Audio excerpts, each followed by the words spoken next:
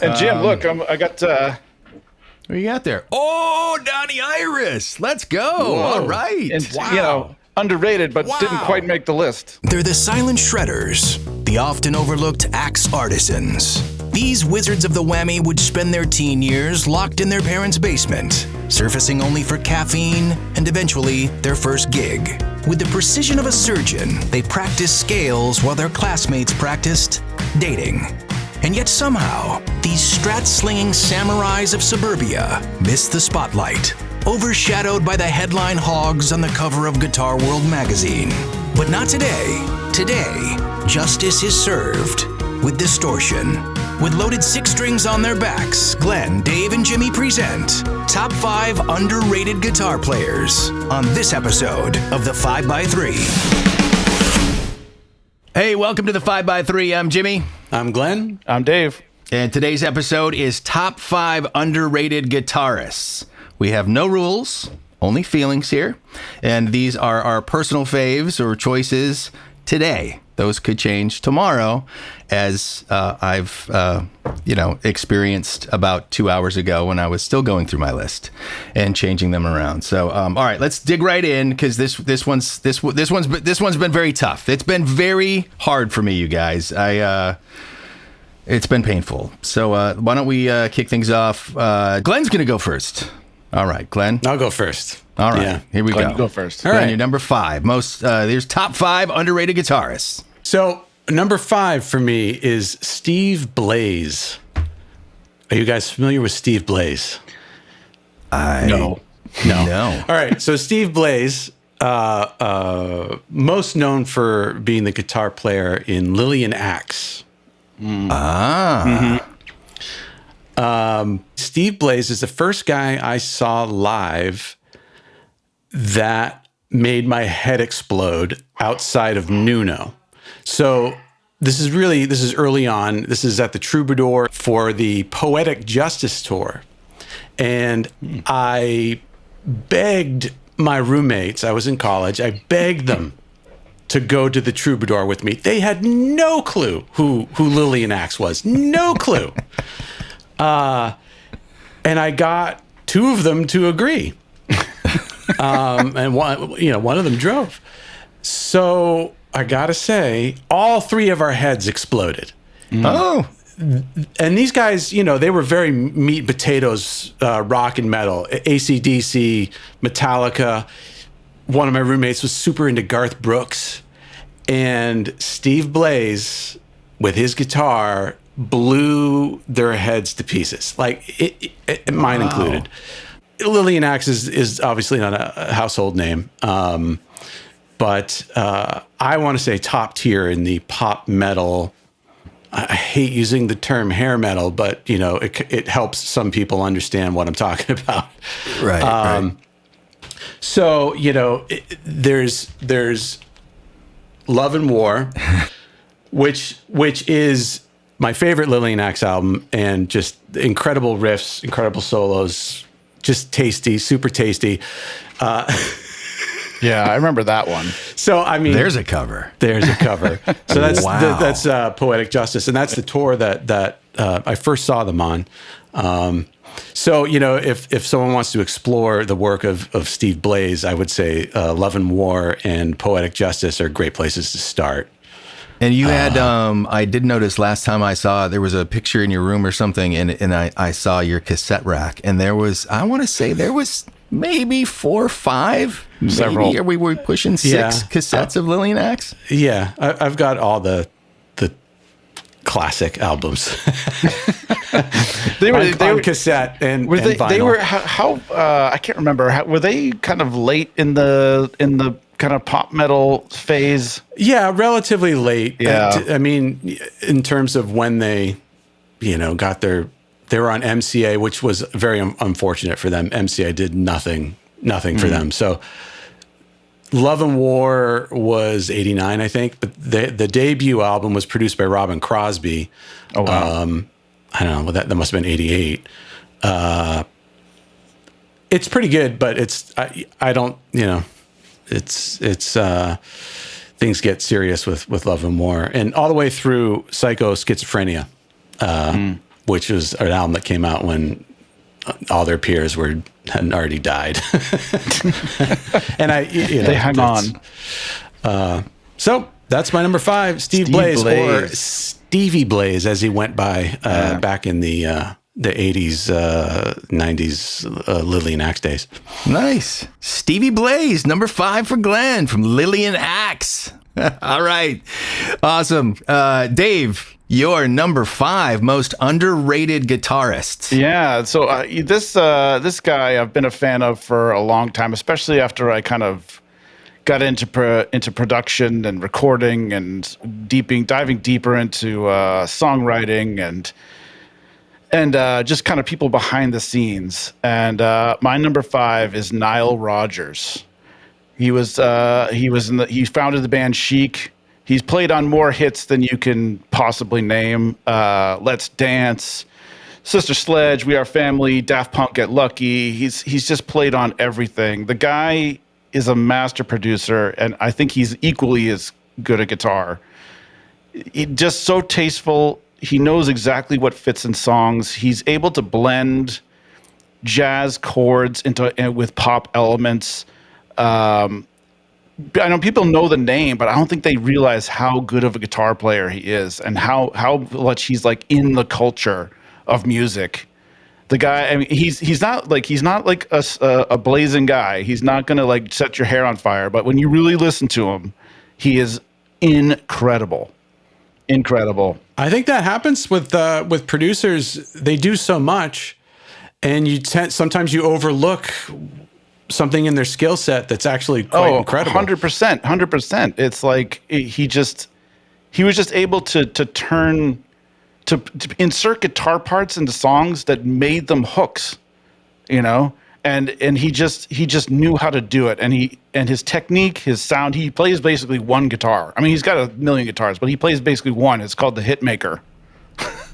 and he makes hits, and he just, when you listen to him play, it's just like that's the perfect thing to play on that song. So yeah, he's one of my it's one of my favorites. He is one of my favorites, and he was certainly. I just didn't know. I wasn't sure. He was one of those where I was like, is he underrated because he's such a big, because of his production and because he has been around since the 70s and never really went away. He's been I think the generations. I think people just don't understand it. Like understand how important his guitar playing was to those songs that I mentioned, and countless other songs. I mean, just incredible. Those songs would not be what they are without his rhythm playing and he's like the funk master. Absolutely. He's incredible. And I think, people know who Nile Rodgers is, but they don't think of him necessarily as how good of a guitar player he is. Well, I'm glad he got on here then, because that's and you're the resident guitar player really here. So I'm glad that he is on your top 5 because super important. I mean, you could just go study those records. Number 5 had many candidates, but Nile made the cut. Yes, that is excellent. Nile Rodgers, number 5 for Dave. You good? Anything else there? You're good. I mean, we could talk about Nile Rodgers, do a whole talk 3-hour show on him. Yeah, I know. You could talk a lifetime about Nile Rodgers, but we can't talk about Steve Blaze for a lifetime. Come on, we could. Jeez, you can if you want to. Stevie Blaze. That's the thing about this show, though. Hopefully, people check it out. Like that, I love hearing like the Steve Blaze, because it's like, that's what this is about. Is like, I want to read in the comments. People leave comments who their 5 underrated guitars are, so we can check them out. Well, I'm gonna go listen to Lillian Axe now because I have to. Exactly. You got to check it out. It's in Glen's mission accomplished. So anyway, my number 5 is wall of sound guitar god who had just dense, overdriven guitar tone, ferocious punk aggression, layered with melodic textures. He's always kind of overshadowed by all the kind of mythological guitar players that were in his world and in his orbit throughout his career, and he pioneered the use of, just massive distortion with, melodic textures. So it was one of the first artist or band. It was a band. It had that thing where it was like super aggressive and loud and noisy, but it had like this beauty inside of it, because of the melodic textures that he threw in there, and directly influenced. And these bands have all said, this is our guy. This is our guitar god that everything is because of him. Nirvana, Pixies, the Pumpkins, Jesus and Mary Chain, Sonic Youth, they're all like bow to this guy. So my number 5 is Bob Mould from Husker Du and Sugar, and which is one of my favorite. Sugar's Copper Blue is right. It's definitely in my top 5 90s records. It's an absolute masterpiece. Sugar was they had more of a polished sound on that. Husker Du was really raw, really aggressive, very punk. That's my number 5, Bob Mould. That's a great one. Nice. That's a great one. He's I remember I remember what Sugar record it was, but I heard it on the radio and I immediately had to go get it. I can't remember which one it was though, but it was fantastic. Yeah. That's a great one. So we're swinging it back over to Glenn for number 4. If you thought Steve Blaze was the deep cut, we're going deeper than the Blaze? Deeper than the Blaze. Deeper than the Blaze. let me just get the year here. So 2010. I can't really even remember how this band, how I came across this band. Maybe I think it could have even been a random iTunes browsing new releases. Anyway, I loved what I was hearing and discovered they were in LA and they were doing shows all over town. So I went and started going to their shows and seeing someone tap dancing on an array of pedals like I've never seen in my life. I couldn't believe it. I've seriously never seen anyone work pedals while not missing anything up here with their playing. And, not necessarily conventional style guitar work. This is kind of Warren Cucurullo textures and little licks and melodies and noises and avant-garde at times, but always melodic and weaving. So his name is Kris Kovacs with a K on both sides, both names. And the band that he was playing in is Deluka, a band from England. They are no longer together, unfortunately. Not Rocco DeLuca. No, the band's just called Deluka. Oh, okay. Wow. Yeah, no, that's different. Yeah. There was a band, Rocco DeLuca, or I think that was the guy's name, but yeah, and like Kiefer Sutherland's label. Yeah.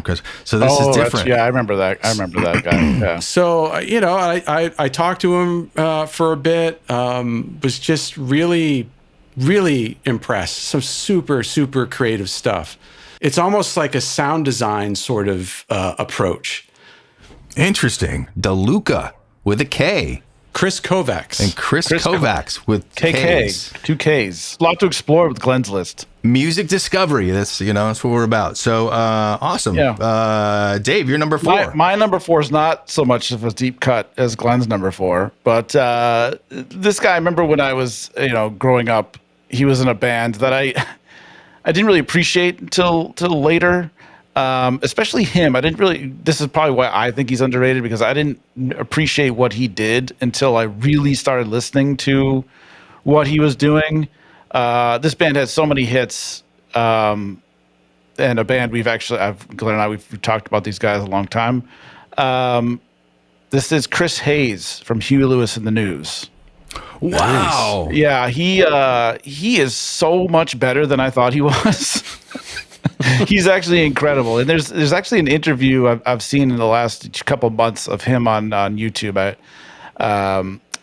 He's just a sit down interview, and he plays through like all their tunes, and the amount of cool chords that guy used in his riffs. Great riff writer, like and great player in verses. Like he just had such a groove. And solo, and I want to call out a few in particular. There's an intro solo to "If This Is It." Do you remember that song? Yeah. His intro solo is fantastic, and I think it's just, growing up, I was much more of the hard rock, Yngwie, Eddie, George Lynch, and I didn't really understand what this sort of guitar playing was, much more kind of sophisticated. I mean, I don't want to call those guys not sophisticated, but very sophisticated playing, serving the song, just writing great riffs, and just so tasty, and just underrated solos too. I think his solos are just kind of classic. Like, you hear those tunes and you go, oh, it makes perfect sense for the song. And so, my number 4, Chris Hayes. That's a great one because for many reasons, but one is because bands like that, I love ones like that where it's like a band where you're like, Huey Lewis in the news obviously get sort of written off as a pop, a pop hip hop hit machine. I mean, I think they had 5 singles off that record, off of Sports. And it's like they get written off as that, but I know that they're all great musicians. And Huey Lewis goes back way before Huey Lewis. I mean, he was in bands in the 70s and doing stuff. So there's a reason why it works. Exactly. Yeah. And I think it's also professional. It's also too that, like, he used way more kind of chords that were, I didn't even know about when I was a kid. He's using, like I was saying with Nile Rodgers, he's using jazz chords in pop situations, which is just fantastic. It just, to me right now, at this age, I'm looking back at that going, wow, it's way better and way more, like I said, sophisticated than I thought it was. And so, yeah. I think a lot of artists like that got taken for granted. I know certainly by me when I was younger, you're not sitting there picking apart the records. You're just going, I've heard that song 1,000 times on the radio this week. And you're just going, it's another pop song. And then when you sit down and start, dissecting, you go, oh, that's why this is like top notch, exactly. high end. So that's fantastic. That's a good one. Very cool. All right. Very cool. Jim, you're number 4. Number 4, okay, for me is the Tone Godfather. This is interesting because this is a band that really didn't make a huge mark. They're almost like a cultish type band. They only had like really one big hit, and they had some other songs that people know, obviously. But this is the Tone Godfather. This is Leslie West from Mountain. Wow.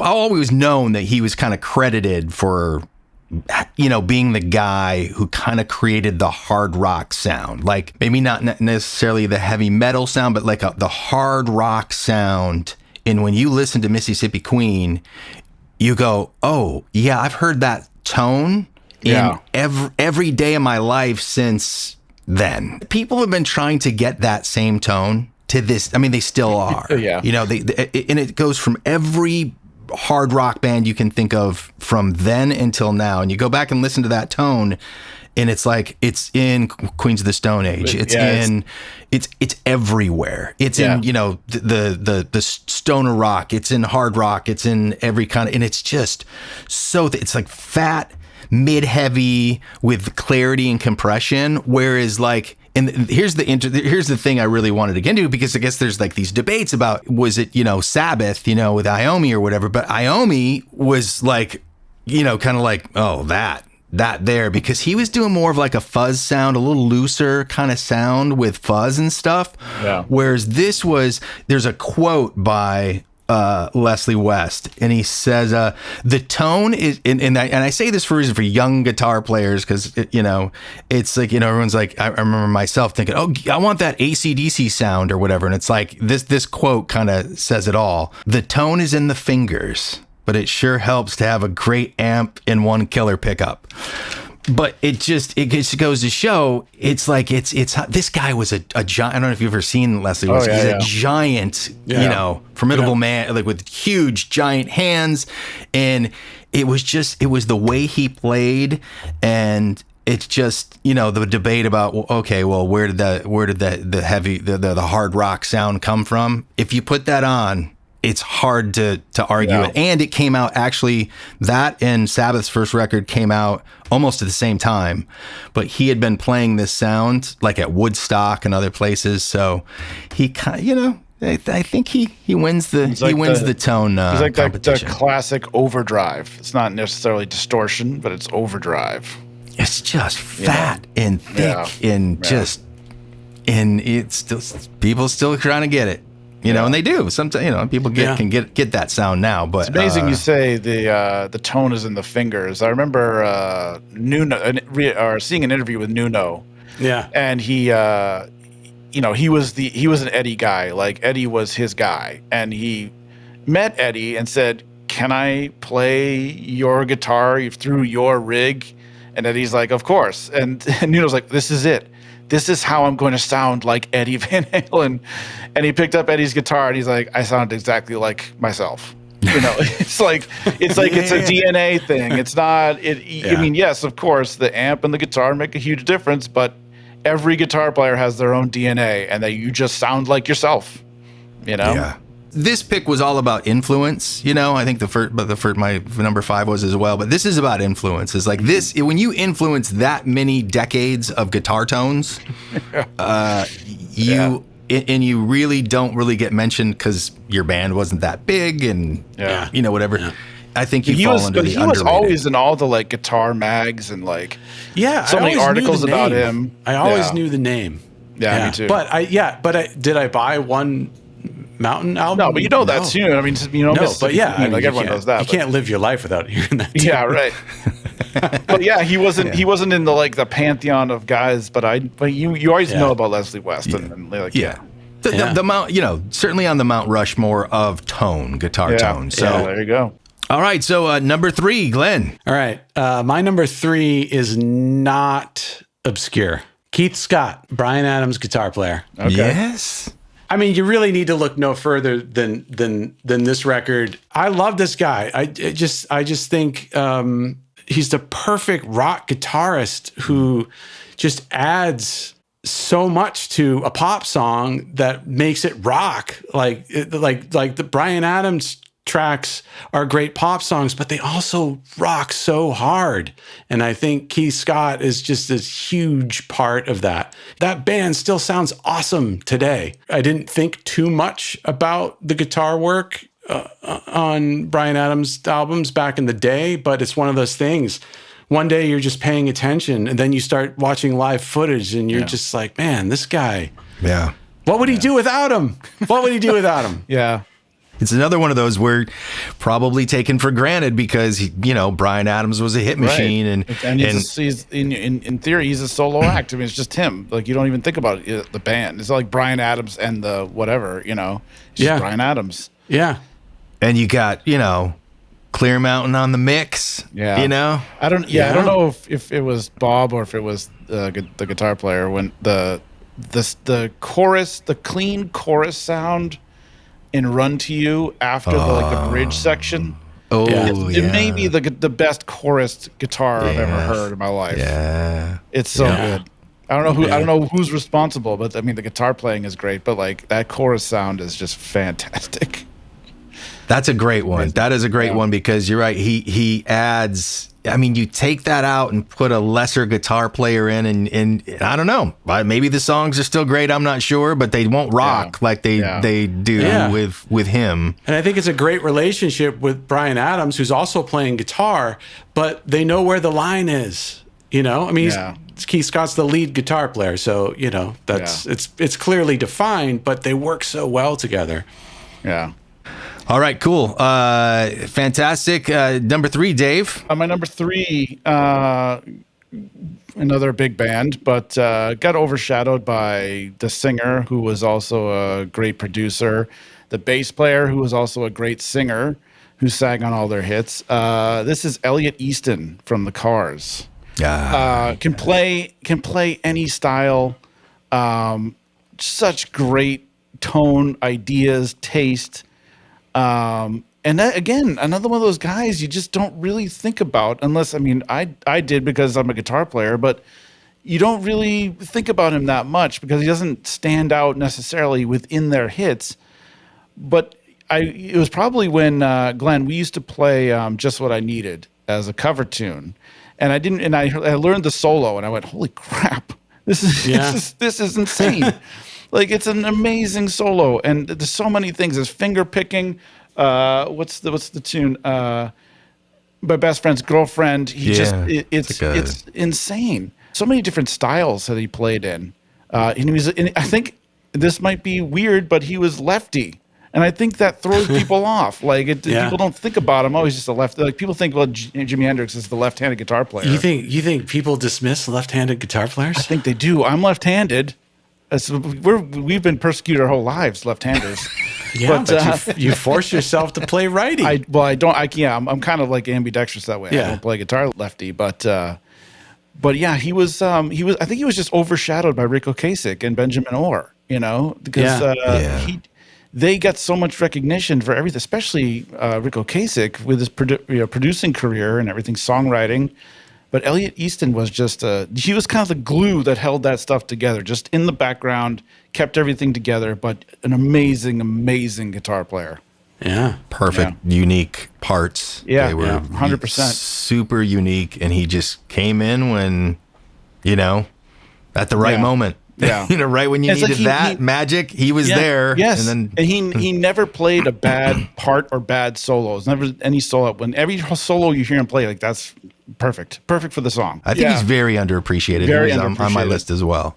Oh, wow. That's a great one. Well, I mean, he was in my list, but because he was from Boston, I did not put him on there. Well, he because went through and took all your Boston picks. He's not from Boston. I think he's from New York. But the Cars are from Boston. Right. And I figured, I thought that he would make at least one of your lists. You gave us a wide berth to put Elliot Easton in there. I'm glad he made it because he was in my list, and then I was like, well, David from Boston, so I think one of them is gonna. One of them might. It would be a sin not to put Elliot Easton in there. Yeah. So very cool. That's a fantastic one. Number 3 for me is a guitarist and vocalist and songwriter. He blended jazz and rock and funk with power and ferocity. This guy's just a beast. You can see. I highly recommend going to Amazon Prime and finding.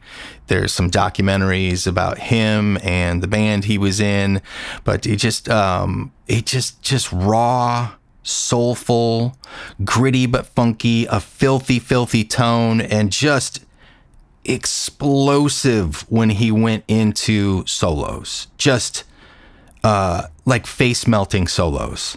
And this is not this. I'm going to say who it is right now because face melting is not what you think of when you hear the word Chicago. But I'm talking straight to Chicago. Straight to Chicago. I'm going early Chicago here, guys. Terry Kath is his name, and for those of you who don't know who I'm talking about, but he formed Chicago in like 1969. I mean, that's when that band started. They were around a long time before those kind of cheesy ballads showed up. I shouldn't say cheesy. That sounds mean, but they're lovely ballads. But you have to go and hear and pay attention to the solos in like 25 or 6 to 4, Poem 58. There's one thing in 1969, off their very first record called Freeform Guitar. It's not even a song. He just goes berserk for like 7 minutes, and it's serious. It's like everything all these noise guitarists, Kevin Shields or like Thurston Moore or like Sonic Youth or whatever. Clearly, he was listening to this. And I should mention he was one of Jimi Hendrix's favorite guitar players. Yeah. Jimi Hendrix was like, this is my guy. This is the guy. Some people say he thought, oh, this guy, is better. But yeah, who knows, whatever the folklore is. But it's well documented that Jimi Hendrix was a huge fan of Terry Kath. Yeah. So the problem, he was in a horn band. And when you're in a horn band, horn bands are tough. Horn bands are tough. No offense to the horn players out there, but it gets a little squishy. But when he has his moments, they are violent and explosive. Yeah. You have to hear this guy's guitar work. He was on about the first 7 Chicago records, and they're all worth checking out just to hear his guitar playing. He's that good. So that is my number 3, Terry Kath. That's a really good one. now we are going to go to number 2 with Glenn. Top Number 2. 2. We're back Number to two number 2 already. Up to number 2. All right. Back to Boston. My number 2 is Robert Holmes from Till Tuesday. Okay. Wow. Yeah. Really? Yes. That is amazing. Yes. And I never thought about the guitar until Tuesday back in the day. It was all about Amy Mann, and it was, just loved the band, loved the songs, but didn't think about the guitar. Then I started spending a lot of time with the Welcome Home album. So good. And, back in the day, I didn't really spend any time with that album. Oh, really? Oh, I didn't. That's my spirit. And then I got into record of Till Tuesday. I got into Amy Mann as a solo artist, and then spent years going to see her and buying all her records, and then revisiting Welcome Home. Yeah. And going, oh my God, this is where her solo career came from. Mm-hmm. It's very close to an Amy Mann album. But the guitar work on Welcome Home is incredible. Yeah. It is so tasty and full of melody, and the solos. There's moments where I'm like, oh my God, this is like it's almost metal at times with the way he approaches some of the solos, but it's not at all. I guess you could say it's more of a Neil Schon sort of vibe. But it's just always just such perfect choices. And that is by far my favorite Till Tuesday album. Oh yeah. Mine too. By far the finest Robert Holmes. The finest. Yeah. No, every song. I love that record. I've listened to that. I've worn that record out. Yeah. So many times. Yeah. I love that record. And the reason why you got that reaction from me, just saw them, their first show in 40 years. Yeah. And he was amazing. It was amazing. I was just like, I couldn't believe I was sitting there watching them do these songs from, all the records or whatever. But I was like, if they play any song, whatever songs they play from Welcome Home, I'm just going to lose it, Yeah. And of course they were playing, Coming Up Close, and just, it was just mesmerizing. It was fantastic. That's a great one. That is great. That's your number 2, and a Boston band. Yeah, another Boston band. Well, you good, Glenn? You want to add any more? No, add any more to that? I think that's it. I just truly someone I feel deserves more attention. Awesome. Dave, your number 2. Yeah, my number 2, a guy that probably could have had a much bigger career if he chose a different path. This guy was a replacement player that came in and basically saved someone else's career. This is Brad Gillis. He's from the band Night Ranger, but I always thought he was underrated because he chose to stay in Night Ranger. But for those of you who don't know, lots of people know this, he came in and he toured with Ozzy after the death of Randy Rhoads. And it's been kind of well documented that people said if he hadn't been able to do that Ozzy probably would have spiraled out of control and Ozzy would not be around today. The fact that he learned all those songs in about 4 days speaks volumes of how amazing this guy is. Didn't get the recognition because Ozzy said, do you want to join my band? He said, no, I'm going to go back. I'm going to stay in Night Ranger. And actually had a good career in Night Ranger, but I think he could have gone to bigger and the heights of his career could have known no bounds really had he stayed with Ozzy. But one of my favorite all-time players. He's not really mentioned in a lot of the kind of big lists of great guitar players. One of my favorite solos of all time is Sister Christian. I know that song is it's huge, but the way he plays that solo is fantastic. He's probably one of the best whammy bar players of all time, which sounds weird to absolutely. say. But he does this flutter thing too. It's the little tight. It's like a bird. But it's also it's almost like his vibrato. He uses the whammy for his vibrato, which is incredible. Brad he's a super humble guy, and Night Ranger was a great band. They had some hits, but he could have kind of taken it to the next level had he stayed with Ozzy. I think if he stayed, he probably would have been bumped up to that kind of like super guitar hero status, and he just never was.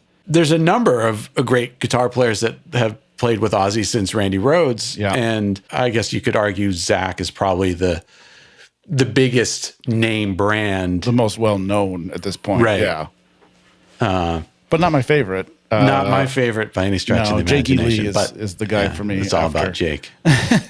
But don't tell me you love me. Don't tell me you love. Yeah. Yeah. Well, there's some Watson in there too, though, right? Yeah. Yes. Jeff Let's not Watson. forget Watson. Shout out. But also Brad Gillis is kind of like an electrical genius too. He basically built his wireless unit into his guitar. Oh. And like it's this, he plays this red guitar and he's played it forever. The red guitar, yeah. He didn't want to have his wireless pack always on his strap, so he dug out a hole in his guitar and put the wireless unit into it. Nice. So like he's like a tinkerer too. But why doesn't everyone do that? I don't know. Because Brad was the only one that he patented it. He's like, I'm the only one that's going to do it.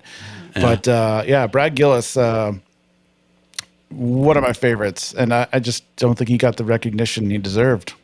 Yeah, I would agree. In Night Ranger, they had they Sister Christian, but a lot of those other songs were like not necessarily like huge. Like they were big rock songs, but they weren't like big radio, like Sister Christian.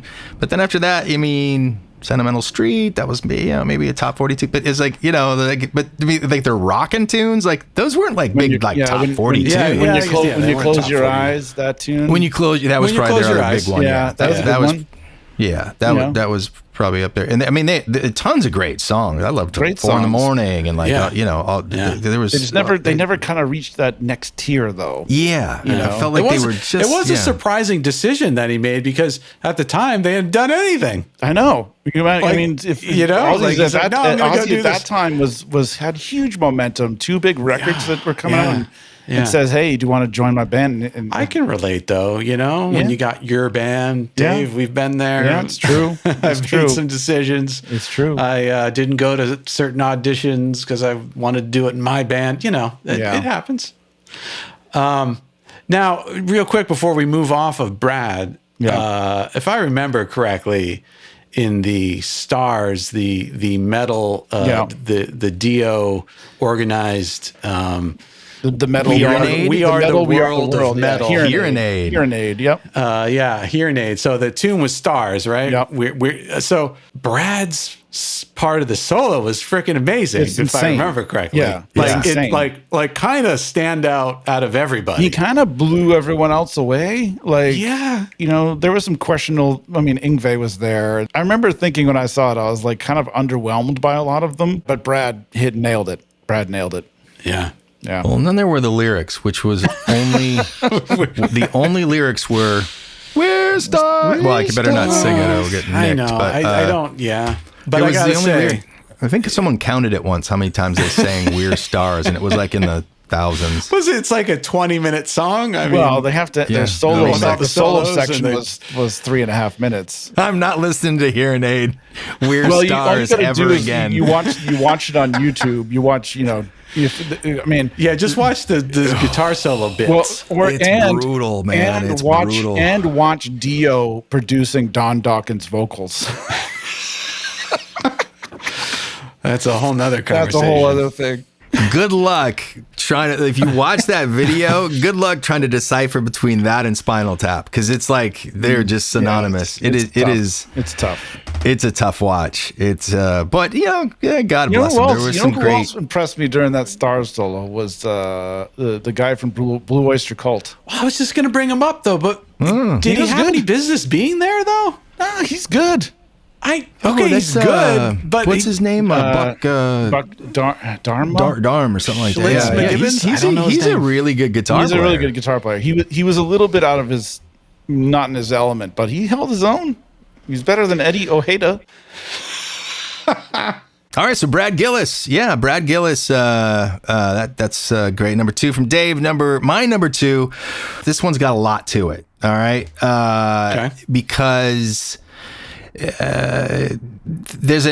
I've been deeply educated over time about this artist. This woman is wildly uncredited for her revolutionary guitar playing, and I'll explain that. But she's one of these people who her songwriting and her voice completely dominate the conversation because her voice is absolutely stunning, and her lyrics are Hall of Fame, just Mount Rushmore lyrics. Jimmy Page, Prince, Andy Summers all cite her as a guitar innovator. This is Joni Mitchell, and not someone, I think, certainly myself, ever you just, when you think of guitar, I think we often think of just playing the accompaniment. Like, yeah, that when I think of Joni Mitchell, I just think, okay, well, she's just playing to be underneath her voice. She invented and used over 50 alternate tunings. Her story is so fascinating. She's like a cerebral guitar player. She doesn't think about the fretboard. She threw the fretboard out because as a young child, she had polio, and she had a weakness in her left hand. And so the only way that she could play was changing certain tunings or whatever. So she started tinkering around so that she could play and changing. That's how her sort of, I guess her brain sort of started in this direction of hearing sound in a different way than everybody else kind of hears sounds. She's like, well, I hear something and it's not here, so I'm going to find it. And then she finds it. And the only people who could walk in and play in the studio with her were people like Jaco Pastorius or Herbie Hancock, and they would play around her tunings. I always remember when I was younger and I would watch Keith Richards play, and I'd be like, what the hell is he doing? Because he's not playing chords. He's just hitting things, and it sounds like his progression. It's because he's in a different tuning.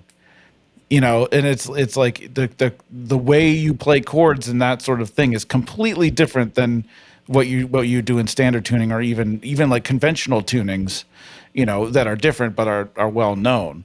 And yeah, so if she's doing all this crazy stuff, you'd walk in and go, I don't even understand what you're what is that you're doing, She'd have set hot shot LA session players leave the studio. They'd say, I'm so sorry, Joni. Yeah. I love you. You're one of my favorites of all time. I have no idea what this is, and I can't play along with this. I don't. Glen Campbell's hot. I'm out. Yeah, exactly. Yeah. Denny Diaz. See you later, man. It's out of my league.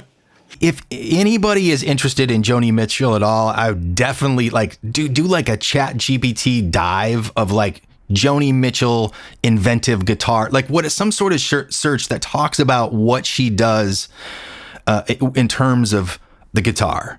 It's wild. Yeah. I want to go find a book. If she has a book, I want to read it. So nice. Anyway, that's my number 2. Nice. And now it's off Glen. Swinging back to Glen, right? The number one. And I'm thinking underrated guitar player. I'm thinking that Glen and I are going to have the same number 1 for some reason. I don't know this, but I'm thinking we might. It's not a chance. Jim. Not a chance? Not a chance. We're going obscure again. We're going obscure I'm very again. excited then. Yeah. All right. Well, his name is Tony Bruno. I know this. So I mean, this is deep. You thought Lillian Axe was deep. This is deep, but deeper than the Axe. Deeper than the Axe. I honestly, guys, I highly recommend these albums. Okay, so the band is Soraya. So this is the debut, the second album, When the Blackbird Sings. Soraya. So yes, this is deep cuts, man. This is a female fronted pop metal band. It's coming back to me now. Year circa 1989. It was the first album, and the first single was "Love Has Taken Its Toll," and it was on MTV quite a bit. It was on Headbangers Ball. It was on during regular hours. It was on quite a bit. And that's where I discovered Soraya.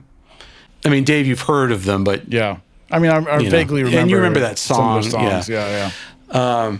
So I remember one day I was just listening to the debut album, as I do, and it just hit me like, man, the guitars are incredible on this album. I clocked everything as great musicianship and loved it, back in the day. But as an adult, I was listening to a kind of a different way, going, what? This guy is so ahead of the others in the genre. And it's back to that Neil Schon sort of skill level, that sense of melody and just tasty licks and shredding. I mean, true shredding, but done in a very tasteful, melodic way. It's a different level of shredding. Yeah. And I think over time, much like Robert Holmes, he shreds in his own way. It's this tasteful, melodic shredding. So very interesting story. I was on a Tony Bruno deep dive, and I stumbled upon an interview with him on YouTube. And he was talking about touring for the first album back in 1989. Soraya was opening for Bad English.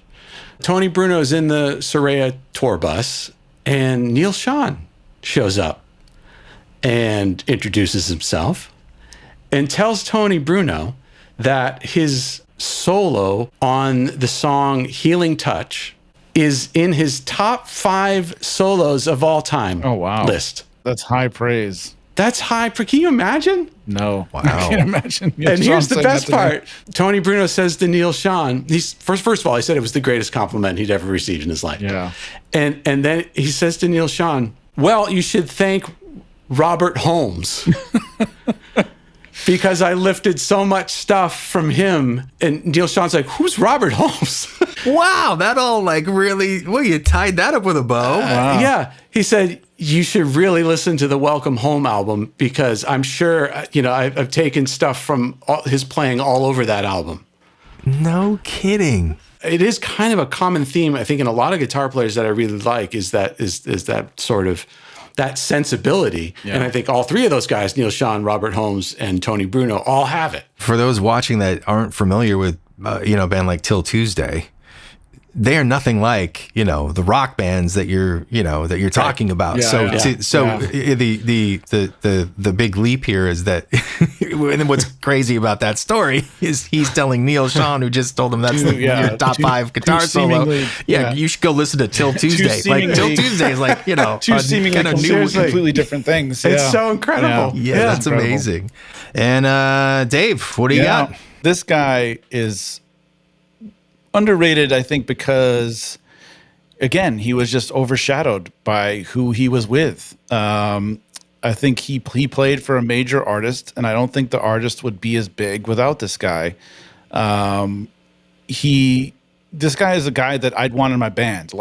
It was again a guy I didn't really appreciate until I got a little bit older.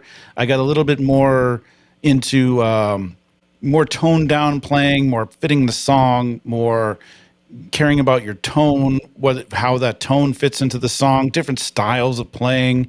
This is Mike Campbell of Tom Petty and the Heartbreakers.